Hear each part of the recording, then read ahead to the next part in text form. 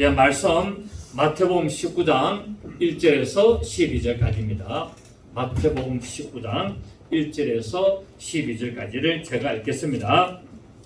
예수께서 이 말씀을 마치시고 갈릴리로 떠나 요단강 건너 유대 지경에 이르시니 큰 무리가 따르거늘 예수께서 거기서 그들의 병을 고치시더라.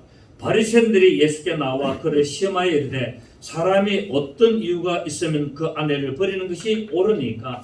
예수께서 대답하시되 사람을 지으신 이가 본래 그들을 남자와 여자로 지으시고 말씀하시기를 그러므로 사람이 그 부모를 떠나서 아내에게 합하여 그 둘이 한 몸이 될지니라 하신 것을 읽지 못하였느냐? 그런즉 이제 둘이 아니요 한 몸이니 그러므로 하나님이 짝지어 주신 것을 사람이 나누지 못할지니라 하시니 여짜오되 그러면 어찌하여 모세는 이혼 정서를 주어서 버리라 명하였나이까? 예수께서 이르시되 모세가 너희 마음의 완악함 때문에 아내 버림을 허락하였거니와 본래는 그렇지 아니하니라.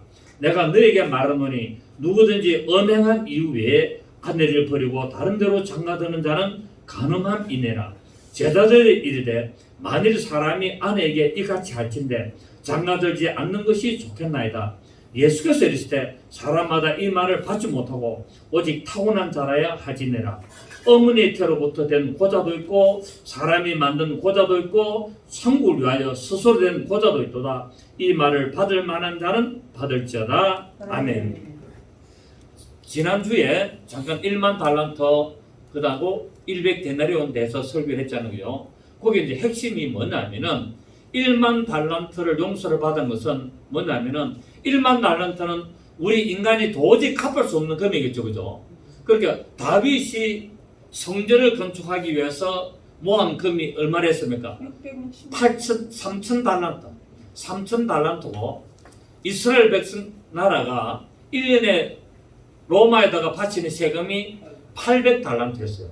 그렇게 1만 달란트라는 말은 얼마입니까? 어마어마한 내가 평생에 갚을 수 없는 금액. 그 지금 돈으로 한 사람이면 한 400억에서 한 500억 되는 돈.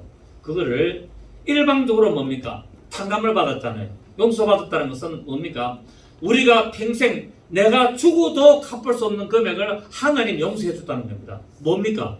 예수 그리스도를 말미암아 우리를 구원해 주시다. 그 1만 달란트를 용서받았다는 것은 내 공로로 용서받은 것이 아니라 하나님이 예수 그리스도를 이 땅에 보내서 일방적으로 우리의 죄를 나의 죄를 용서하신 것이 1만 달란트를 용서받았는데 이 1만 달란트를 탕감을 받은 자가 나가다가 자기한테 100데나리온 뭐냐면 한 데나리온은 노동자가 하루에 받는 품삯인데 100데나리온이니까 한 3개월하고 한 10일 정도 3개월하고 한 10일 정도 갚을 수 있는 금액인데 이 돈을 갚지 못한다고 자기 동료를 감옥에 가둔 사람이에요. 그래 뭡니까? 결국 뭐냐면은 내가 하나님으로부터 일방적으로 내 죄를 용서받고 구원을 받은 자는 형제를 사랑해야 되는데 형제를 사랑하지 않냐고 그에게 그것을 갚으라고 그렇게 감옥을 가두고 하면은 그 사람은 구원은 받으나 다시 옥에 갇히는데 그것이 어디냐면은 성 밖에 갇혀서 슬피며 이를 가는 것을 말하고 있는 것이 바로 지난주에 1만 달란트 100데나리온의 용서를 받는 그 비유였습니다. 아멘입니까? 그래서 우리가 보통 이거를 좀 다르게 설교하신 분도 있는데 핵심은 뭐냐면은 하나님으로부터 내가 일방적인 내가 구원을 받은 것은 바로 예수 그리스도의 피공로를 받았고 그래서 그 예수 그리스도를 말미암아 피공로로 내가 구원함을 받았으면은 앞으로 우리 형제들에게 어떻게 된다고요? 믿음 형제들에게 내가 용서해야 되는 것을 말하고 있고 그거를 바로 70번에 7번씩 용서해라. 곧 나에게 신인이 이루어지고 모든 사람에게 신인이 완전히 이루어지도록 용서해야 될 것을 성경에서 말하고 있다는 사실입니다.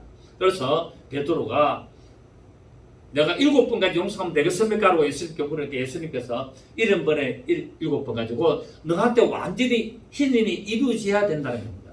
그 용서를 하면 어떻게 된다고요? 나한테 완전한 신인이 이루어지는 것을 예수님께서 말씀하시고 연이어서 예수님께서 이 말씀을 마치시고 19장 1절을 보니까 예수께서 이 말씀을 마치시고 갈릴리를 떠나 요단강 건너 유대지경에 이르시니 이제 큰 무리가 따르거늘 예수께서 그래서 그들의 병 고치시더라. 그런데 바리새인들이 나와서 예수님을 시험해가지고 이제 얼어가 멜라고 했죠. 예수님께서 이 갈릴리 지방에서 사역을 마무리 지으시고 이제는 십자가의 순환과 죽음의 현장인 예루살렘에 내려가셔서 이제 사역을 시작을 합니다. 이때에 이 바리새인들이 교리적으로 매우 민감한 문제였던 이 부분에 대해서 예수님께 딱 질문을 해가지고 예수님을 율법에 대해서 공격에 빠뜨리려고 질문했습니다. 여러분, 질문을 잘해야 답이 뭡니까? 좋습니다. 그런데 질문을 잘 못해도 답이 좋은 것은 뭡니까? 그 사람이 상당히 뛰어난 사람이기 때문에 질문한 의도를 안다는 겁니다. 그 사람이 질문을 했는데 질문이 좀 어리숙하고 질문이 좀 이상하더라도 그 질문은 뭐 때문에 질문한 걸 알기 때문에 어떤 대답이 나간다? 좋은 대답이 나간다. 근데 지금 우리가 살아갈 때는 우리가 질문을 잘해야 답이 잘 받습니다. 그래서 질문을 잘 하시길 바랍니다. 예수님께서는 지혜가 충만하신 분이기 때문에 이렇게 질문을 하는 것을 꼴과 멜려고 질문하는 것을 올바른 합당한 답변으로 바리새인들을 꼼짝하게 하지 못하는 것을 오늘 우리가 볼 수가 있습니다. 자, 바리새인들이 종교적인 목적으로 이혼에 대해서 질문을 합니다. 바리새인들이 예수님을 이렇게 질문함으로 말미암아 아주 입장을 곤란하게 만들려고 했다는 사실입니다. 예수님께서는 공생애를 시작하시면서 마귀에게 시험을 받으신 후 예수님이 십자가 죽으실 때까지 계속적으로 뭡니까? 마귀가 공격하는 것을 보고 있고 또 제자들을 계속적으로 시험하는 것을 볼 수가 있습니다. 시험은 누가 합니까? 마귀가 하잖아요. 그러면 예를 들어서 내가 지금 살아가는데 어떤 내 주위의 사람들이 나를 시험한다. 그 사람이 시험합니까? 마귀가 시험하는 겁니까? 마귀가 그 사람을 통해서 나를 시험하는 거예요. 이야기 되시죠? 부부 사이에 신앙생활 하는데 남편이 아내를 갖다가 막 이렇게 시험을 해요.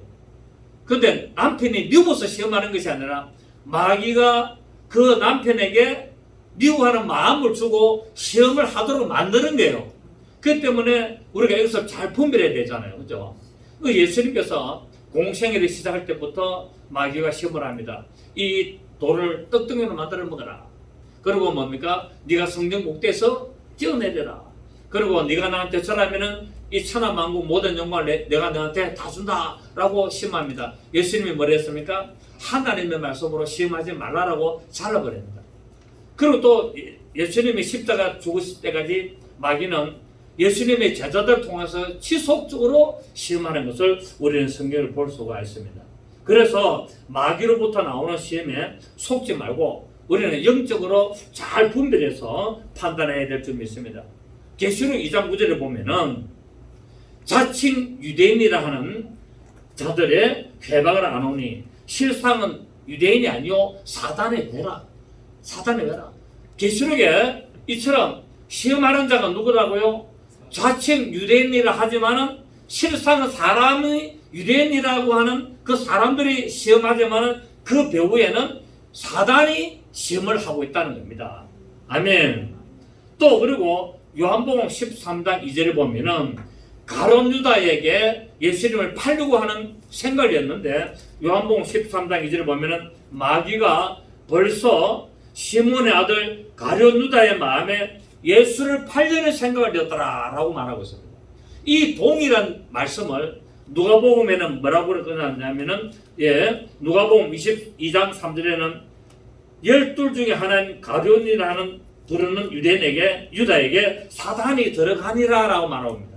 자, 이 똑같은 사항을 두고 요한복음에는 뭐라 그러냐면은 사단이 예수를 팔려는 생각을 냈다라고 그러고 누가복음 22장 3절에는 사탄이 들어갔다라고 말하고 있습니다. 마귀가 들어갔다 했습니까? 사탄이 들어갔다 했습니까? 사탄이. 자, 우리 찾으시는데 자, 한번 봅시다. 누가복음 22장 3절 성경 한번 찾아봅시다. 누가복음 22장 3절 보시면 우리 문신이 좀 찾는 바랍니다. 자, 누가복음 22장 3절 12 중에 하나인 가룟이라 부르는 유다에게 뭐가 들어갔다? 사탄이 들어갔다. 마귀가 들어갔다 하지 않았습니다. 분명히 사탄이 들어갔습니다. 자, 그러면은 요한복음 우리 13장 2절 봅니다. 요 똑같은 내용이 요한복음 13장 2절을 보시면 시작. 마귀가 벌써 시몬의 아들 가룟유다의 마음에 예수를 팔려는 생각을 였더라. 자, 이 똑같은 사건을 두고 요한복음에는 가룟유다의 마음에 예수를 팔려는 생각을 마귀가 였다 그러고 사탄이 였다 그랬습니까? 마귀가 였댔습니까? 요한복음 13장 이전에는 마귀가 가룟유다의 마음에 예수를 팔려는 생각을 였다 그러고 누가복음 22장 3절에는 사탄이 들어갔다 그럽니다. 결국 뭡니까? 마귀가 들어간 것이 아니라 생각이 들어가는 것이 뭐라고요? 사탄이라는 거예요. 결국 마귀는 실존하는 존재죠. 마귀는 실존하는 존재인데 마귀들입니까? 마귀입니까? 마귀 하나거든. 단수. 마귀라는 루시퍼라는 그 총대장 마귀가 하나 있고 그 밑에 타락한 천사들이 쫙 있는 거예요. 이해가 되시겠죠? 그래서 마귀는 사람 안에 들어옵니까? 못 들어옵니까? 마귀는 사람 안에 들어올 수가 없어요. 왜냐하면 한 명이기 때문에. 한 명이기 때문에 사람에게 들어갈 수가 없고 총괄 지휘를 하는 겁니다. 그리고 이제 그 밑에 부하들이 이제 뭡니까? 사람들의 마음에 들어가서 괴롭히는 겁니다. 아시겠습니까? 그거는 뭐라 그러냐면은 사탄이라는 겁니다. 자, 베드로 예수님이 십자가에서 죽겠다 그러니까 베드로가 뭐라 그럽니까? 주여 그래 하지 마옵소서 하고 말깁니다. 그러니까 예수님이 뭐랬습니까? 마귀야 내 뒤로 물러가라 했습니까? 사탄아 내 뒤로 물러가라 했습니까? 사탄. 그러니까 베드로가 예수님이 하나님의 경륜을 따라서 십자가에 죽는다라고 하니까 안 됩니다. 인간적인 생각으로 주여 그래 하면 안 됩니다. 무슨 소리입니까? 쓸데없는 소리 하지 마세요 라고 했던 것은 예수님이 듣고 마귀야 하지 아니하고 사탄아 라고 그랬습니다. 사탄아 내 뒤로 물러가라.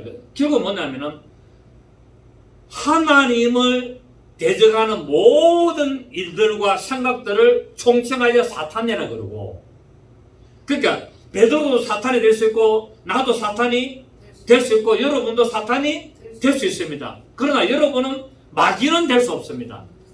무슨 말인가 이해가 되시죠?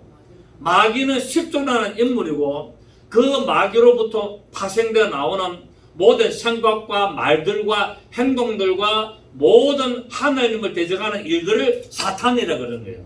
이제 이해가 되시겠습니까? 그러니까 마귀와 사탄을 분명히 구분하실 줄 알아야 돼요. 마귀 이꼬로 사탄임에서 또 아닌 것도 있습니다.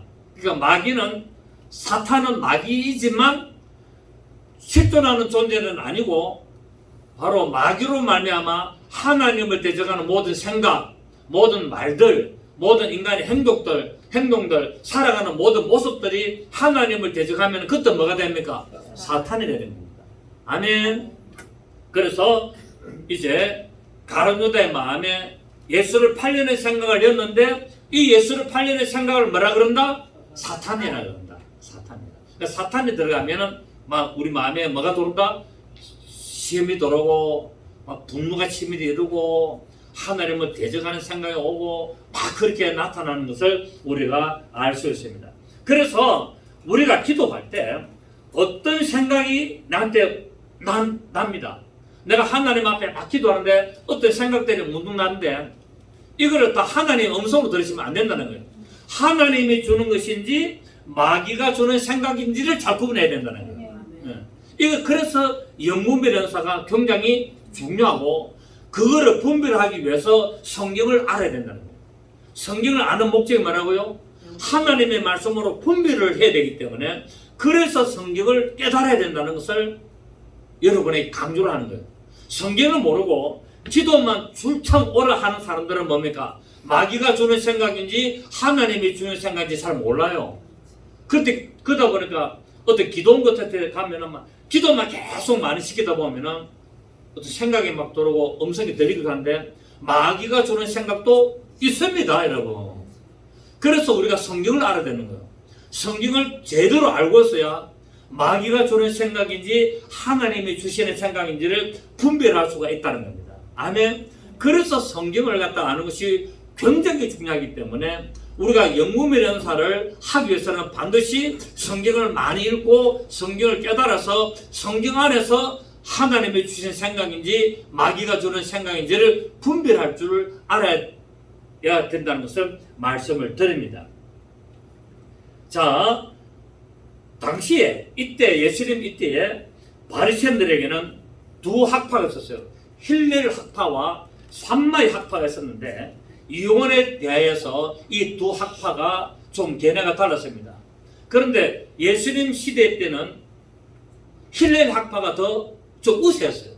우세했고 그때는 바리새파가 있었고 사두개파가 있었잖아요. 그때 예수님 시대 때 대제사장들이 주로 사두개파가 제사장이었어요. 바리새인들은 뭡니까? 바리새인들은 부활도 있고 천사도 있다. 천국도 있고 이렇게 인정을 한 것이 바리새파고 사두개파들은 뭐냐면은 부활도 없고 천국도 없고 사람은 죽으면은 끝이다. 그래서 하나님이 우리에게 복 주시는 것은 현세에 잘 먹고 잘 사고 건강하게 사는 것이 목적이다라고 주장한 것이 사두개파인데 이 왜 사두개파냐 하면은 사독 제사장으로부터 솔로몬이 왕이 될 때 그 주장한 것이 나단 선자고 사독 제사장이거든요. 그 사독 제사장으로부터 쭉 내려온 제사장이 대제사장이 예수님 시대까지 대제사장인데 그거를 뭐라고 하냐 사독 제사장부터 왔기 때문에 사두개파라고 말하고 있다는 거예요. 그리고 사도 바울이 이제 그 공부한 것은 힐렐 학파였습니다. 힐렐 학파였기 때문에 부활도 인정하고 천국도 인정하고 다 했어요. 그래서 바울이 잡혀갔을 때 공의에 보니까 바리새파도 있고 사두개인들 있는 거 보고 뭡니까? 나는 바리새인으로서 나는 부활도 주장하고 나는 천국도 주장하기 때문에 내가 잡혀갔다라고 하니까 적게 싸우잖아요. 이해가 되신 알죠? 사도행전 나오는 거.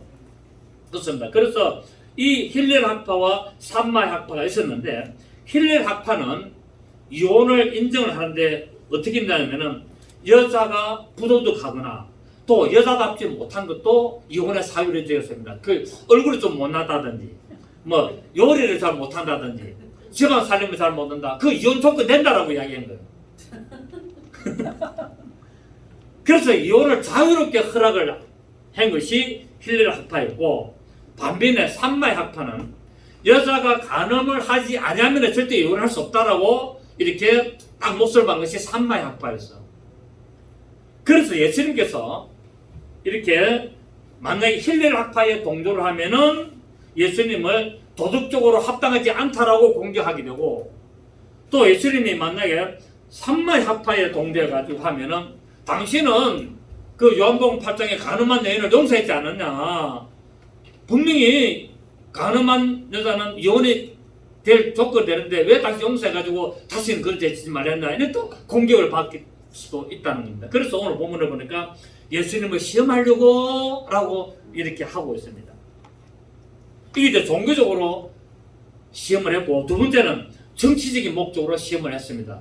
세례요한이 이때 헤롯 왕과 헤로디아의 이 부정한 결혼을 비난하고 지적했다가 목이 베이는 죽음을 당하지 않습니까? 참성을 당했는데 만약에 예수님께서 절대로 이혼하면 안 된다라고 했다면 이 헤롯이 잡아 죽이려고 했다는 거예요. 헤롯이.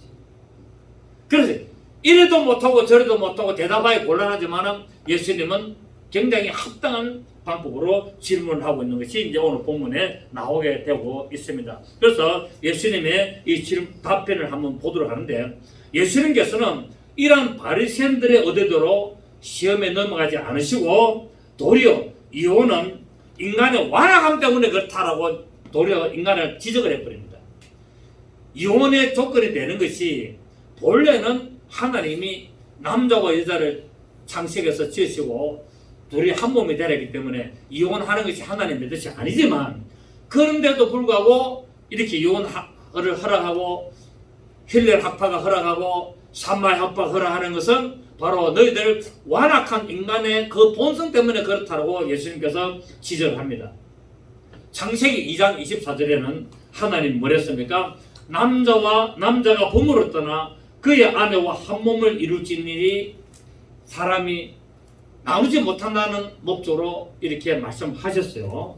그러니까 하나님의 창조 원리에 맞추어서 예수님은 결혼의 의미를 말하고 있습니다. 오늘 본문에 말했잖아요. 자, 우리 보십시오. 오늘 본문 4절에 보면은 예수께서 대답하시되 사람을 지으시니가 본래 그들을 남자와 여자로 지으시고 말씀하시기를 그러므로 사람이 그 부모를 떠나서 아내에게 합하여 그 둘이 한 몸이 될지니라 하신 것을 읽지 못하였느냐. 그런즉 이제 둘이 아니요 한 몸이니 그러므로 하나님이 짝지어 주신 것을 사람이 나누지 못할지니라 라고 말하고 있습니다. 예수님이 이혼하면 안 된다고 말했습니까? 하나님이 창조를 딱 가져옵니까? 하나님이 창조를 딱 가져가지고 예수님이 말하는 게 아니에요. 나는 이렇게 생각한다는 것이 아니라 하나님의 말씀으로 딱 답을 주니까 이들이 꼼짝을 못하는 거예요. 이래 힐레 학파도 꼼짝 못하고 산마의 학파도 꼼짝 못하는 거예요. 왜? 하나님의 말씀을 가지고 딱 풀어주니까. 그래서 우리가 성경을 알아야 된다는 사실입니다. 유대인들은 여자가 아이를 낳지 못하면, 본처가 아이를 낳지 못하면은 후처를 데리고 오잖아요. 몸종이나 이런 뭐 아브라함도 그랬고 뭐 쭉 이제 뭐 야곱에서 다 보면 다 처들이 많았지 않습니까? 그래서 이것을 죄가 아니었습니다. 이것은 죄가 아니었습니다. 왜냐하면 정육을 따른 것이 아니라 내 몸에서 약속의 자녀 메시아가 나타나기를 원했기 때문에. 그래서 내가 막 결혼했는데 아내가 아이를 못 놓아. 그러면 어떻게 됩니까? 몸종이나 다른 여자하고 결혼을 하는 거예요. 이스라엘은 그랬습니다. 왜냐하면 이스라엘 백성들은 뭡니까? 내 몸에서 메시아가 나와야 된다는 거예요. 내 몸에서 메시아가 바로 안 나오더라도 내 가문에서 내 뿌리에서 뭡니까? 언젠가는 메시아가 나와야 된다는 그 믿음의 소망을 가지기 때문에 이스라엘 사람들은 남아 선호 사상 꼭 우리하고 똑같아요. 우리나라하고 똑같아요. 지금은 뭐 아니다 하지만 메시아는 마찬가지예요. 그러니까 이스라엘 백성들은 아이를 못 놓으면은, 남자아이를 못 놓으면은 여러 명의 여자를 결혼을 해서라도 남자아이가 내 가문에서 나와야 되는 것을 정당화하고 있고, 하나님은 그것을 뭡니까? 허락하시는 거예요. 하나님이 남자와 여자를 만들어서 한 가정을 이루고 거기서 자녀가 나오는 것이 결국 무슨 목적이었습니까? 메시아가 이 땅에 오는 길을 여는 것이었습니다. 하나님이 육신을 입고 이 땅에 오는 길을 여는 것이 남자와 여자를 창조해가지고 그들에게 가정을 이루어서 아이가 태어남으로 말미암아 하나님이 그 뿌리를 통해서 이 세상에 육신을 입고 오실 길을 예정하시고 그것을 계획하신 것이 하나님의 경륜입니다. 아멘. 그래서 하나님은 영원전부터 무엇을 오시기를 원했다? 사람으로 나타나시도록 계시다는 거예요. 하나님은 홀로 영원전부터 스스로 계실 때 어떻게 계셨다? 사람으로 오시도록 계획되신 겁니다. 존재하신 겁니다. 아멘. 그래서 하나님이 남자와 여자를 만드시고 그 둘을 한 몸으로 가정을 만들어서 자녀가 계속 나오도록 만드신 것이 어디서 어느 몸에서 메시아가 나올 줄 몰랐다는 거예요. 그래서 이스라엘 백성들은 어떻게 하든지 내가 살아있는 동안에 남자아이를 낳아야 되는 거예요. 남자아이를 낳고 만약에 그 남자아이가 내 아들이 메시아가 아니면은 그 아이가 또 결혼해서 또 남자아이를 낳아서 또 놓고 그래서 성경은 뭡니까? 낳고가 계속 있는 겁니다. 족보가 나오는 거예요. 낳고 있는 목적이 뭐라고요? 메시아가 어느 가문을 통해서 올 거를 밝히고 있다는 사실. 그래서 창세기도 보면은 족보가 계속 나오고 마태복음에도 족보가 나오고 누가복음에도 족보가 나오는 거예요. 마태복음 족보에는 아브라함과 다윗의 자손으로부터 메시아 예수가 나왔고, 누가복음의 족보는 거꾸로 올라가서 어디로부터 출발한다? 하나님으로 또 출발했다는 것을 누가복음 말하고 있는 거예요. 그래서 성경에는 이 낳고 제가 성경 처음 읽을 때 낳고 쓸데없는 게 말라고 적어놨어요. 이 쓸데없는 거 이렇게 읽고 피곤하고 무슨 말도 모르겠는데, 그런데 제가 성경을 깨닫고 나니까 그 낳고가 굉장히 중요한 거예요. 아, 이게 하나님의 경륜이었구나. 하나님이 반드시 사람으로 오셔야 되는데 어느 믿음의 혈통을 따라, 어느 믿음의 뿌리, 어느 믿음의 강을 따라 오실 거를 하나님이 예정하신 거예요. 이게 하나님의 뭡니까? 예정. 이게 하나님의 예정입니다. 그래서 우리에게 뭐가 나와야 된다? 나에게 믿음의 자녀가 나와야 됩니다. 아멘. 나에게 믿음의 자녀. 이제 우리는 남자와 여자아이가 상관없어요. 왜? 메시아가 오시기 때문에. 메시아가 오신 이후로는 뭐가 나야 됩니까? 복음의 자녀를 낳아야 돼요. 아멘. 복음의 자녀가 나와요. 근데 내가 실제로 결혼을 안 해서 내가 아이가 없어. 나는 홀로 살아. 뭐가 나와야 됩니까? 영적인 복음의 자녀가 나와요. 그래서 내가 아이를 낳으면은 내 자식이 반드시 예수를 믿도록 만들어야 되는 것이 하나님의 뜻이었습니다. 내 몸에 자식이 2명이 나오든지 1명이 나오든지 여러 명이 나오든지 내 가정에 내 몸에서부터 나온 내 씨로부터 나온 자녀들이 다 뭐를 이루어야 된다고요? 예수 그리스도를 믿는 자가 되어야 됩니다. 이게 하나님의 뜻이었어요. 이렇게 하나님의 뜻이 이루어지지 않도록 방해하는 것이 뭐였습니까? 마귀였어요. 그래서 뭡니까? 마귀는 할 수만 있다면은 메시아가 이 땅에 오지 못하도록 아브라함을 죽이려고 그랬고, 에서를 죽이려고 그랬고, 야곱을 죽이려고 그랬고, 이삭을 죽이려고 그랬고, 야곱을 죽이려고 계속 뭡니까? 방해를 하는 거예요. 왜? 메시아가 이 땅에 오지 못하도록 해방하는 것이 마귀의 작전이었어요. 그래서 이 마귀가 가룟 유다의 마음에 예수를 팔려는 생각, 사탄을 집어여서 예수님을 십자가에 못 박혀 죽이면 될 줄 알았는데 그 십자가의 사건의 비밀을 마귀는 몰랐다는 거예요. 십자가의 사건을 통하여 뭐가 이루어진다? 영원한 부활이 있다는 것을 마귀는 몰랐어요. 만약에 마귀가 이 부활이라는 것이 있었더라면 십자가에 못 박혀 죽이지 아닐 것이라고 고린도전서 2장에서 딱 말씀을 하고 있습니다. 만약에 마귀가 이걸 알았더라면, 그럼 만약에 세상에 있는 지혜자들이 이것을 알았다면 저는 십자가 못 박히지 않았을 것이다. 이것이 세상의 지혜라는 거예요. 그 세상의 지혜는 하나님의 지혜를 따라갈 수가 없고 깨달을 수가 없다는 사실. 그래서 우리는 뭡니까? 바로 성령님이 주시는 지혜의 영이신 성령님으로 말미암아 성령을 깨달아야 될 줄을 믿습니다. 자, 우리 창세기 1장 27절 28절 보세요.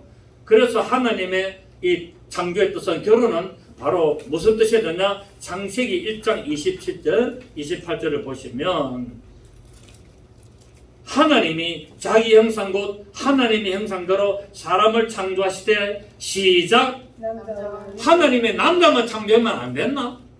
그럴 수 있잖아요. 하나님은 능력이 많으시고 하나님은 하여튼 희한한 분이기 때문에 남자만 창조해가지고 어떤 역사를 만들어갈 수도 있었을 거예요. 안 그렇습니까? 그런데 오늘 보면 뭡니까? 사람을 창조하시되 남자와 여자를 창조하시고, 그러니까 수컷과 암컷을 창조하시고, 하나님이 그들에게 무엇을 줬다? 복을. 하나님은 사람을 창조하면서 반드시 복을 주십니다. 그러면은 이것을 통해서 저와 여러분이 이 세상에 태어났으면 하나님이 뭐 주시기를 원한다? 복을 주시기를 원한다. 아멘. 복을 주시면 하나님이 그들이 이르시되 시작. 생육하고 번성하여 땅에 충만하라. 땅을 정복하라. 바다의 물고기와 하늘의 해와 땅에 움직이는 모든 생물. 그렇게 뭡니까? 하나님이 남자와 여자를 만들어서 생육하고 번성해라는 말은 뭡니까? 계속 자녀를 많이 낳아가지고 이 땅을 갖다 완전히 지배하고 다스리도록 그렇게 아이들을 인구를 만들어내라. 왜? 거기서 메시아가 나오기 때문에. 아멘. 그걸 말하고 있다는 거예요. 이제 이 이유를 아시겠습니까? 남자와 여자를 창조하신 목적 아시겠습니까? 왜 하나님이 남자와 여자를 창조했다고요? 메시아를 오실 길을 열려고, 메시아가 오실 길을 열려고 남자와 여자를 창조하신 거예요. 이걸 아시아말이 성경에 풀리기 시작한다니까요. 그래서 제가 계속 뭡니까? 창세기를 똑바로 알아라. 창세기를. 그래야 나머지 성경들이 열리기 시작한다. 남자와 여자를 만드는 목적을 제대로 모르니까 엉뚱소리 자꾸 하는 거예요. 하나님이 남자와 여자를 왜 만드셨다고요? 메시아 오실 길을 여시려고. 왜요? 영원 전부터 그 사람으로 오시도록 계셨기, 존재하셨기 때문에. 아멘. 자, 그래서 결혼은 사람이 부모를 떠나서 한 몸이 되는 것입니다. 예수님께서 이 창세기 2장 봅니다. 창세기 2장 18절 봅니다. 24절까지. 창세기 2장 18절. 여호와 하나님이 이르시되 사람이 혼자 사는 것이 좋지 아니하니 내가 그를 위하여 돕는 배필을 지으리라 하시니라. 여호와 하나님은 흙으로 각종 들짐승과 쭉쭉 재가지고 이제 22절에 여호와 하나님이 아담에게서 취하신 그 갈빗대로 여자를 만드시고 그를 아담에게로 이끌어 오시니 아담이 이르되 이는 내 뼈 중에 뼈요 살 중에 살이라 이것을 남자에게서 취하였은즉 여자라 부르리라 하니라. 이러므로 남자가 부모를 떠나 그의 아내와 합하여 둘이 한 몸이 됐죠. 오늘 예수님께서 본문에 이 말씀을 인용하신 거예요. 이 말씀을 인용하면서 지금 무슨 답을 줍니까? 이혼하지 말아라고, 이혼하면 안 된다는 것을 답을 주시려고 이 창세기 2장 24절에 이 말씀을 쫙 인용을 하시는 겁니다. 그런데 이 결혼의 비밀은 결국 뭡니까? 하나님이 말씀하신 이 결혼의 비밀은 결국 뭐였습니까? 그리스도와 교회의 비밀이었습니다. 그러니까 창세기 1장과 2장에서 남자와 여자를 만드는 목적을 성령님께서 왜 그렇게 했느냐라고 설명하는데 어디에 나오느냐? 에베소서 5장에 나옵니다. 자 봅니다. 에베소서 5장. 에베소서 5장. 에베소서 5장 28절. 신약성경 316페이지 28절. 이와 같이 남편들도 자기 아내 사랑하기를 자기 자신과 같이 할지니 자기 아내를 사랑한다는 자기를 사랑하는 것이 아니라. 왜 아내를 사랑하는 것이 자기를 사랑합니까? 아내가 어디서 나오기 때문에? 내 몸에서 나오기 때문에. 아내를 사랑하는 것은 결국은 나를 사랑하는 것이나. 왜? 아내가 내 몸에서 옆구리에서 나오기 때문에. 아멘. 그 영지사님은 지금 황진타는 죽도록 사랑해야 된다니까. 아멘. 왜? 내 몸이거든. 내 몸이거든.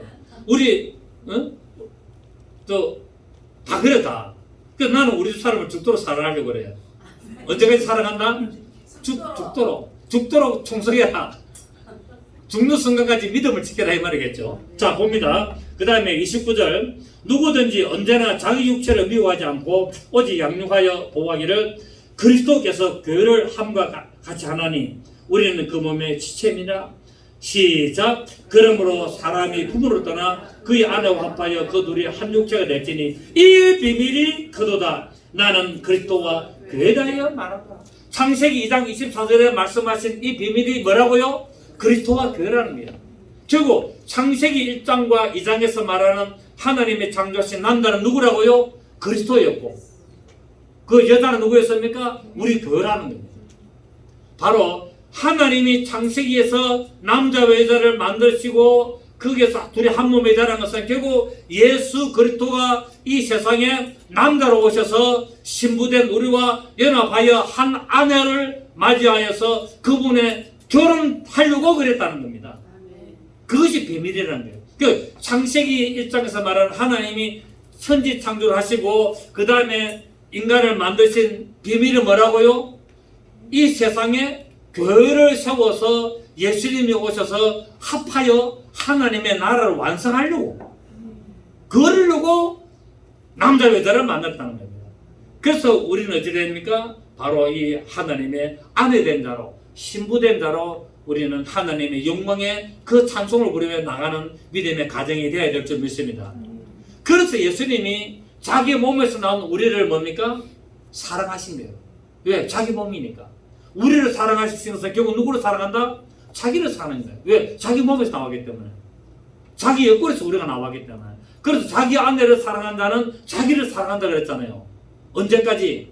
죽기까지 사랑한다는 거예요. 그래서 예수님이 우리를 사랑하려고 죽으시기까지 우리를 사랑하신 겁니다. 아멘.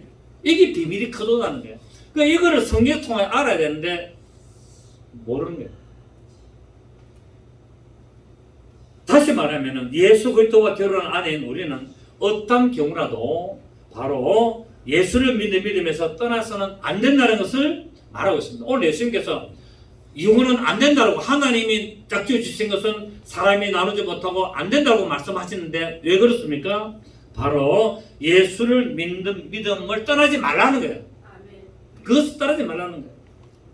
결국 하나님께서 남자와 여자를 창조하여 결혼이라는 제도를 주신 것은 예수 그리스도께서 이 세상에 오실 길을 여는 것이었고 또 예수 그리스도를 우리의 남편으로 만나는 것이었습니다.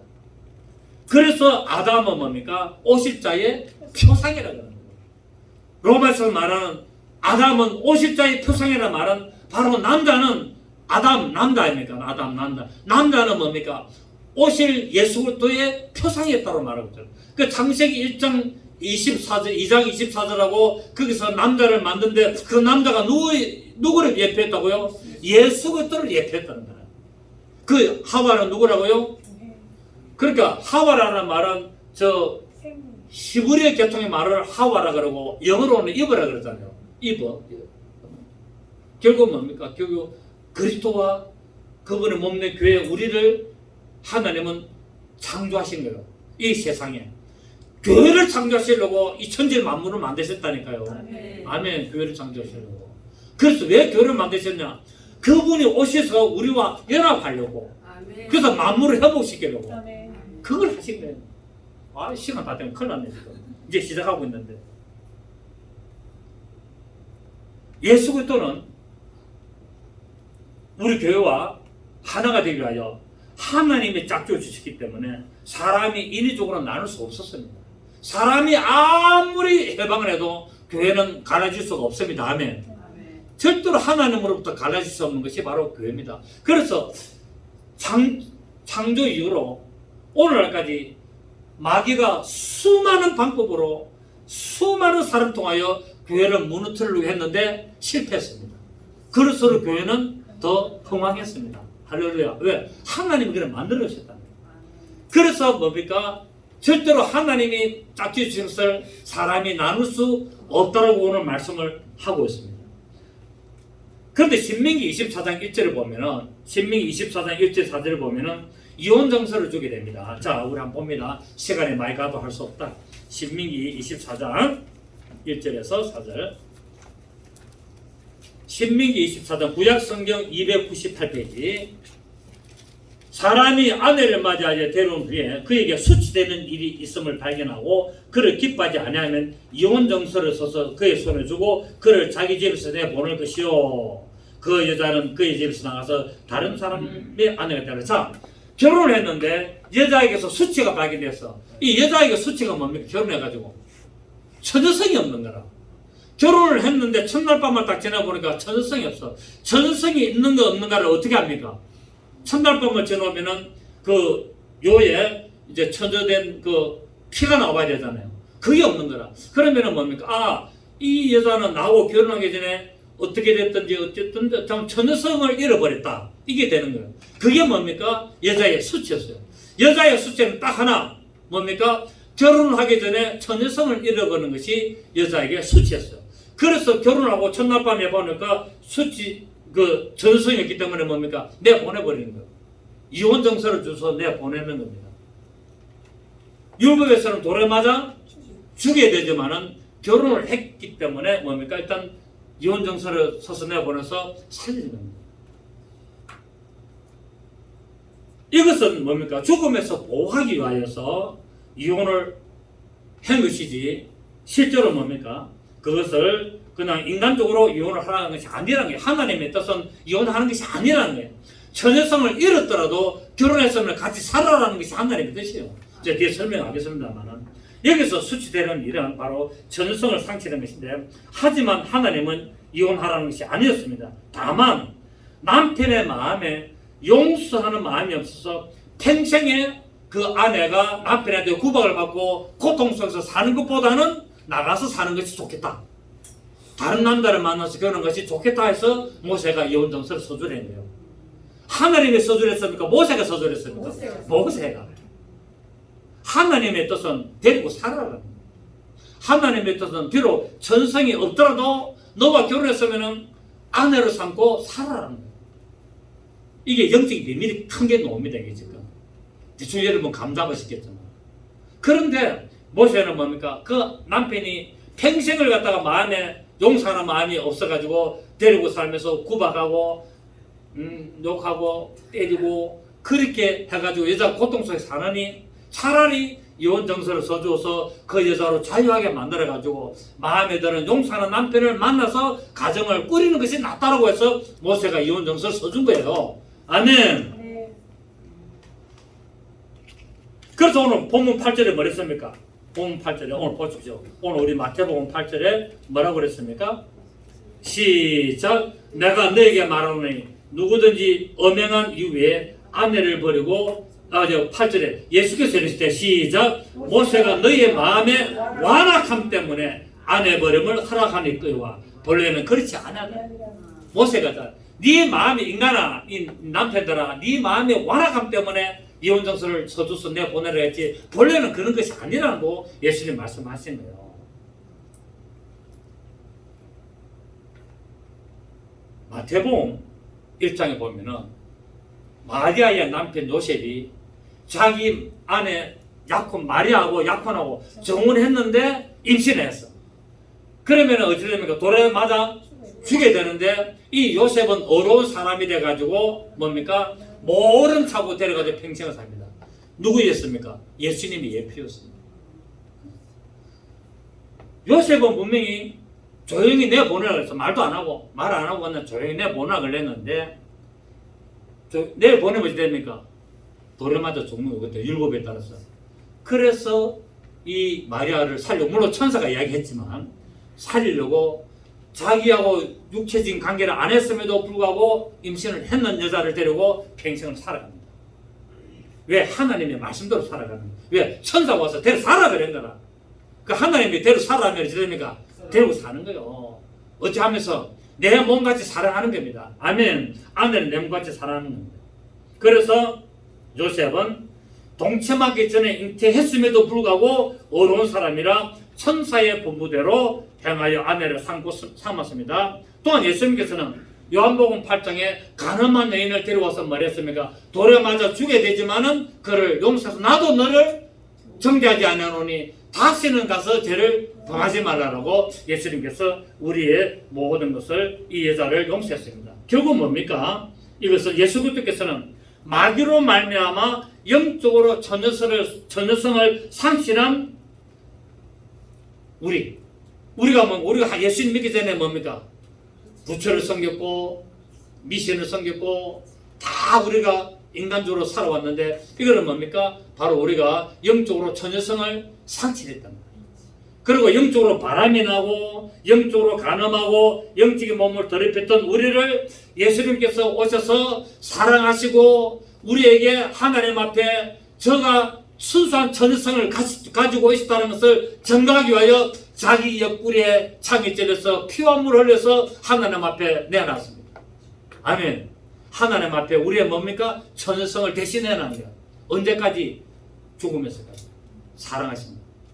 그래서 예수 그리스도가 뭡니까? 우리의 영원한 피난편이 되시는 거예요. 우리의 처녀성을 대신하여 증가하시기 위하여 그분이 피를 흘렸으면까지 그분이 우리의 처녀성을 증가하신 겁니다. 아멘. 이거 바로 오늘 이 성경 본문에 예수님께서 말씀하시는 거예요. 처녀성이 없으면은 증거 없으면은 돌에 맞아 죽어야 되고 쫓겨나가야 되지만은 예수님은 우리를 아내 삼으려고 뭡니까? 우리가 처녀성이 없음을 알고 그분이 대신 피를 내서 피를 적셔서 하나님 앞에 내놓는 거예요.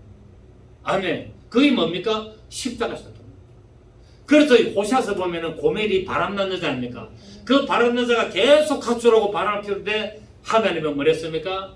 호시아를 보고 데려와서 끝까지 살아라고 말하고 있습니다. 우리는 영적으로 바람난 고멜이었습니다.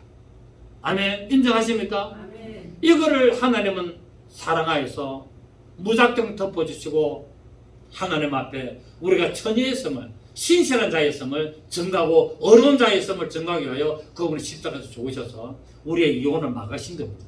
할렐루야. 아멘. 그래서 우리는 하나님의 뜻대로 살아가야 되는데 우리의 수치를 덮어주시고 우리의 처녀의 표로 인정하도록 소문을 내시고 우리의 영원한 아내로 삼아주신 이 하나님의 놀라운 뜻, 창세기 1장 남자와 여자를 만드시고 한 가정을 만들어서 이혼을 하지 말도록 하나님께서 말씀하신 그 본뜻을 우리는 오늘 영적으로 예수님의 십자가 사건에서 우리가 발견할 수 있다는 사실. 아멘. 그래서 여러분은 이제 우리는 이혼을 할 수가 없다는 사실, 하나님과 우리는 영원히 떨어질 수가 없다는 사실을 여러분 믿으시고 죽는 순간까지 남편 되시는 예수 그리스도를 위하여 여러분이 충성을 다하시고 믿음의 그 모습을 죽는 순간까지 지키시는 여러분 되시기를 예수 이름으로 축복합니다. 좋으신 주님 감사드립니다.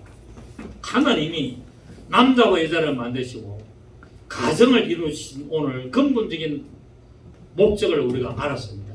감사합니다.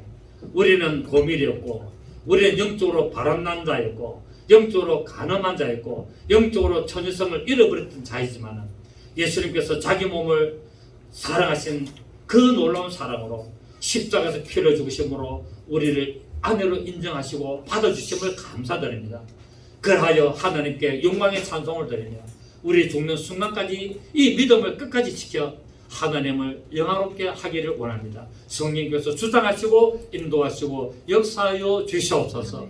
예수님의 이름으로 기도드립니다. 아멘.